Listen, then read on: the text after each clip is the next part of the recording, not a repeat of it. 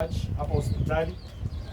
So we have changed the venue ya kuviu mwili ya Chira from the other side because we never expected so many people. Robert, yes? Oh. Okay, sawa. Sawa, it's okay. Sawa.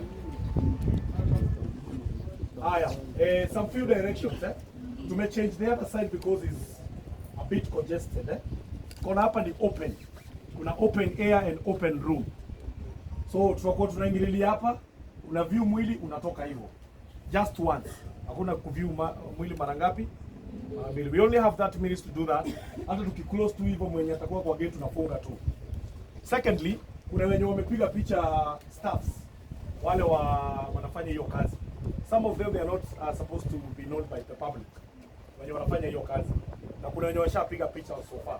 So kindly if you have that documentation, delete it. For the respect of Chira, because that's what brought you here, kindly drop it. Beyond this place, no cameras, no phones, no lights. Live unaweza fanyia huku, picha unaweza piga na huku, unaweza document anything na huku nje. But beyond this place kwenda hivyo, kindly, no phones, no recording. Usipige mwili ya Chira picha, imefunguliwa mpaka hivi, mpaka hapa hivi. So don't try to take any photo for the respect of that brilliant boy. Kindly don't do that. Are we together? Yes. Haya, another thing, if you're not able to view the body once, peke yako, please mwende mkiwa wawili, not more than two, kwa sababu ya ile nafasi. Tumeelewana? Haya, tukitoka hapa tunaenda memorial service. Memorial service is happening at Rainbow Resort pale Ruiru. Hello? So, kwa wenye ambao hawana, wenye wamekuja na public meets so far, kindly can I see by the show of hand public meets? Wako wengi sana, and maybe tutakuwa na shida kidogo. I'm saying all this because hatujirudi tena. Tunaweza kuwa na shida kidogo ya watu commute from there to bypass and then to Ruiru. So kama hauna gari ama una nafasi ya kuona na mtu ambaye angeweza kubeba, kama gari yako na nafasi unaweza beba mtu. Kama una gari tutapatana pale tu pale nje, and then tutafute basi moja ama Nissan zipeleke watu da. Thank you. So now, I need a little order and discipline from you. Just a little order and discipline from you, because nataka tupange line.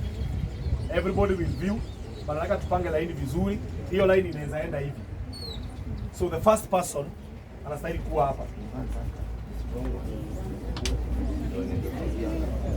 Okay. Nijirudie tena. Disclaimer please. Hello? Excuse. Before your line. Excuse me. Hello? And disclaimer please. If you're not strong, don't get in. If you're not strong.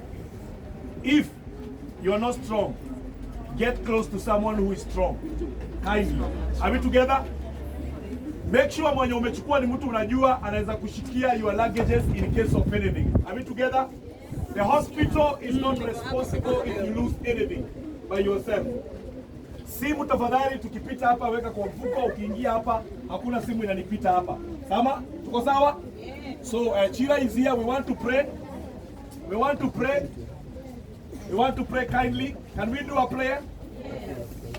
Father, in the name of the Lord Jesus Christ, we thank you this morning.